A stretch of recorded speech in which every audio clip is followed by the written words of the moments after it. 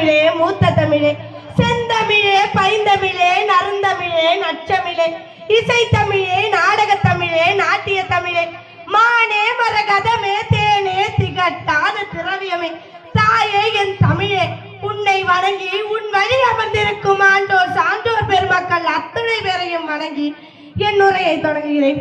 இன்று நான் நாம் முழங்க எடுத்துக்கொண்ட தலைப்பு தமிழ் மொழியின் சிறப்பு. தலைப்புக்கே தனி சிறப்பு. தூங்கும் புலியினை பறை கொண்டு எழுப்பினோம், தூய தமிழனை தமிழ் கொண்டு எழுப்பினோம், தீங்கொரு பகைவன் இவன் என்று பார்க்குமோ, செந்தமிழ் கொண்டு தாக்குமோ, தமிழ்தான் தமிழரின் அடையாளம், கல் தோன்றி மண் தோன்ற காலத்து வாளோடு முன் தோன்றிய மூத்த குடி என்னும் புறப்பொருள் வெண்பாமாலையின் புகழுக்குரியது என் தமிழ், வடவேங்கடல் தென்குமரி ஆயிடை தமிழ் கூறு நல்லுலகம் என்று புறநானூற்றுக்கு பாயிரம் பாடிய பணம்பாரனாரால் எடுத்து புகழ பெற்ற தமிழ்நாடு, பொத்தி ஆண்ட மணி மாறனையும் ஒத்தை ஆண்ட பெருஞ்சோழனையும் பெற்றே வளர்த்து ஆளாக்கிய மண் என் தமிழ் மண், முத்தாடகரத்தால் சிலம்பு வாங்கிய ஆவேசத்தால் உடைந்திட்ட அடுத்த கடமை தன் ஆவியை அந்தரங்கமாய் வெளியேற்றி பறந்து போனான் ஆரிய படை கடந்த பாண்டியன் நெடுஞ்செழியன்.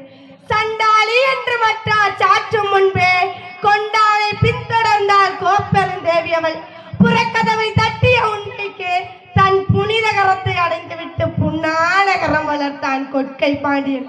இத்தகு பேருக்கும் பேருக்கும் பெரும் புகழுக்கும் பெயர் போனது என் தமிழ் பரம்பரை. வங்க கடலிலே ஒரு நாடு இருக்கும், அதற்கு தமிழ்நாடு என்று பெயரும் இருக்கும். 3 கடல் சூழ்ந்த குமரிக்கும் குழந்தை பருவத்தில் தமிழே தாயாயிருக்கும். உலகில் 10 கோடி பேருக்கு ஒரு மொழி இருக்கும், தென்கோடி குமரியிலே தமிழின் பிறப்பிருக்கும். தமிழன் வளர்த்த முச்சங்கம் எல்லாம் சாணக்கிய தோட்டம் பூத்ததடா, தாய்மை படைத்த முத்தமிழோ இயலிசை நாடகம் கேட்டதடா. என் தாத்தன் வழியோ என் அப்பன் குடியோ ஏந்தி கொண்டது தமிழ் கொடியோ, என் இளம் துடிப்பிற்கு ஒரு வேகம் இருக்கும், என் காதல் என்றும் தமிழ் மீதே இருக்கும். துப்பாக்கி சண்டையில் என்னடா வீரம், புறநானூற்றை புரட்டி பார்த்தறியும் தமிழனின் வீரம். காணொலியில் அமர்ந்து கண்ணாமூச்சி விளையாடும் உனக்கெல்லாம் எப்படி தெரியும் தமிழனின் வீர விளையாட்டு ஜல்லிக்கட்டு பற்றி? காற்றிலே கவிபாட குயில் இருக்கும், எங்கும் குயில் பாட்டு பாட பாரதி தமிழே இருக்கும். ஆற்றிலே ஆட்டமாட அள்ளி இருக்கும், எங்கும் அணையா விளக்காக வள்ளலார் தரும் சாலை இருக்கும். வானத்து இடியினை இசையாக்கி மலைக்கு மரியாதை மகத்திட செய்த வம்சமடா நாங்கள். என் சோழ பரம்பரைக்கு என்ன சோறு பஞ்சமா?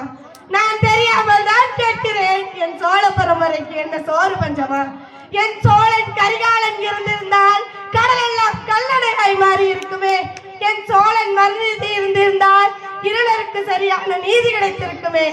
மாண்ட பரம்பரையா நாங்கள், ஆண்ட பரம்பரையடா நாங்கள் என்ற கர்ஜனையோடு கடைசியாக தமிழ் மொழி பற்றிய ஒரு தகர வரிசை கவிதையுடன் என் உரையை நிறைவு செய்கிறேன்.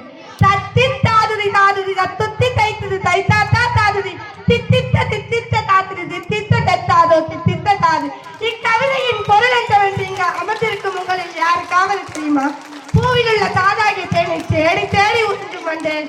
ஒரு பூவில் உள்ள தாதாகிய தேனை உறிந்து விட்டு மற்றொரு பூவில் உள்ள தேனை உறிஞ்சுகிறாயே, நீ உறிந்ததில் எந்த தேன் சுவையானது? நான் சொல்கிறேன், என்றும் தமிழ் மொழி ஆகிய தேனை சுவையானது. பூவென்றால் மணக்கும், தேனென்றால் இனிக்கும், என் உயிருள்ளவரை தமிழை என்றும் நினைக்கும். என் தாய்மொழியாகிய தமிழ் மொழி விண்ணையும் மண்ணையும் ஆளட்டும் என்று கூறி கருத்தோ பெருக்கம் காலமோ சுருக்கம். இதற்கு மேலும் நான் பேசினால் எனக்கு ஏற்படும் சுணக்கம், உங்களுக்கு ஏற்படும் உறக்கம். பேச்சின் முடிவில் வழங்குவது என் வணக்கம், அதுவே தமிழர் வணக்கம். தமிழே என் முழக்கம், பேசி முடிக்கிறேன். நன்றி வணக்கம். என்றும் சிறந்தான